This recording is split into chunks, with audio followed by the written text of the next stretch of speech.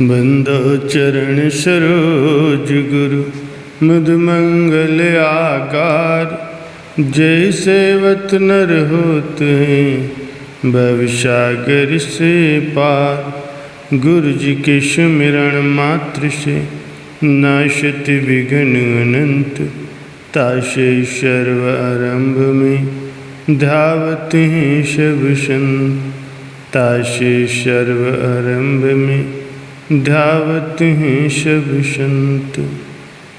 सौभाग्यशाली गुरुमुखों, कई लोगों का ख्याल होता है कि जब शरीर किसी कारण से अपवित्र हो जाए या शरीर गंदा हो तो उस समय पूजा पाठ या नाम का जाप नहीं करना चाहिए। तो इस पर संत फरमाते हैं ये उनकी भूल है, क्योंकि नाम ही तो हमारा लोक और परलोक का सच्चा साथी है, सच्चा मित्र है, सच्चा सखा है, पवित्र पावन और कल्याण का दाता है। फिर ऐसे मित्र को किसी समय अलग क्यों किया जाए? उसे तो हर घड़ी अपने साथ रहने की ज़रूरत है। नाम जात नाव मेरी पति है, नाम मेरे परिवार है। नाम सखाई सदा मेरे संग, हरि नाम मुँह को निस्तार है।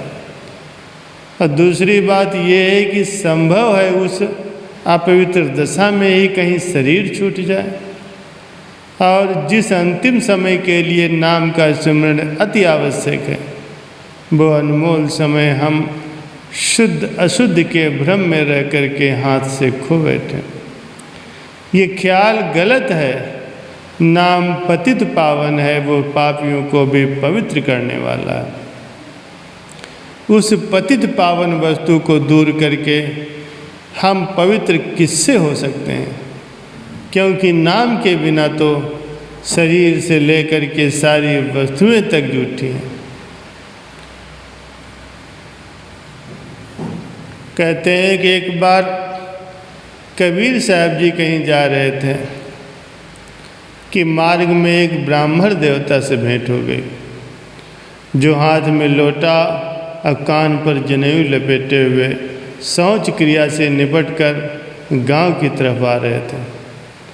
महापुरुषों का अवतार स्वाभाविक ही परोपकार की खातिर हुआ करता है, और वो केवल जीवों को ब्रह्मजाल के बंधनों से मुक्त कराने के लिए ही इस संसार में आते हैं।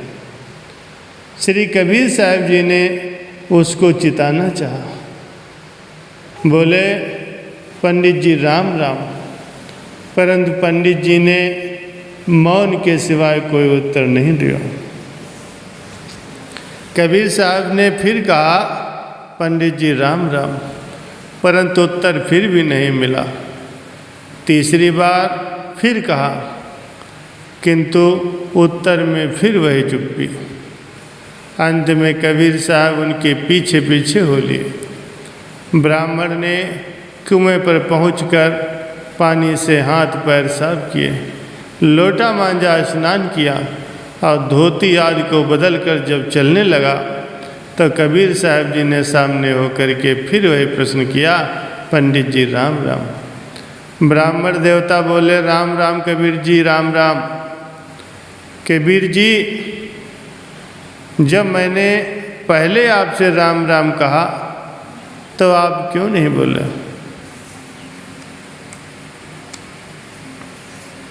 ब्राह्मण देवता बोले, उस समय मैं शौच क्रिया के कारण अपवित्र था, और उस अपवित्र दशा में राम राम कहना ठीक नहीं होता, इसीलिए मैं नहीं बोला। कबीर साहब जी, तो क्या अब आप पवित्र हो गए हैं?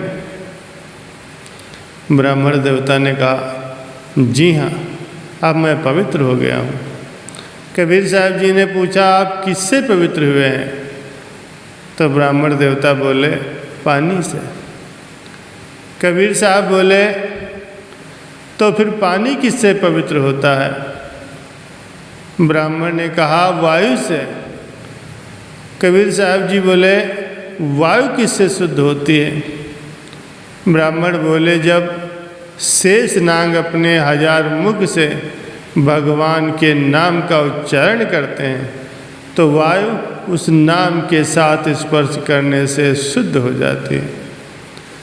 श्री कबीर साहब जी ने फिर कहा तो फिर सबको पवित्र करने वाला तो भगवान का नाम हुआ।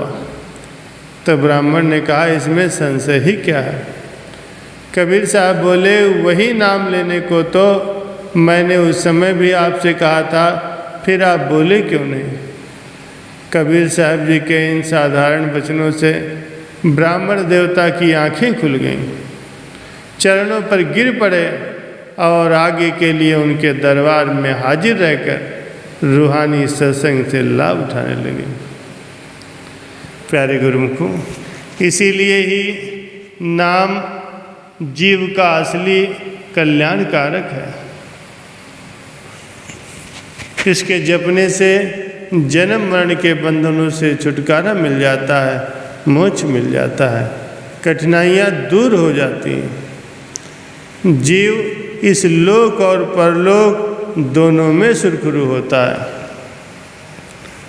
नाम तुल्य कछु और न होई, नानक गुरुमुख नाम पावे जन कोई।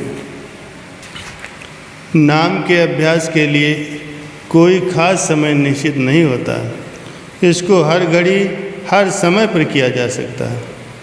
दिन हो या रात हो, प्रातः काल हो या सायंकाल हो, घर हो या बाहर हो, इसको हर समय हर जगह पर करने की खुली आज्ञा है। लेकिन फिर भी प्रातः काल का खास कर उत्तम और लाभदायक समय समझा जाता है, क्योंकि उस वक्त मन की सभी वृत्तियां कुदरती तौर पर कुछ शांत होती हैं और मन भजन में बेहतर लगता है। दूसरी, उस समय चारों ओर शांति छाई रहती है। इससे भी मन की एकाग्रता में सहायता मिलती है। इसीलिए इन दोनों बातों का ख्याल रखना अभ्यासी के लिए बहुत जरूरी है। झाल आए उठ नाम जप, निस वासुर आराध, काहा तुझे न व्यापय, नानक मिटे उपाधि। बोलो जयकारा बोल मेरे श्री गुरु महाराज की जय।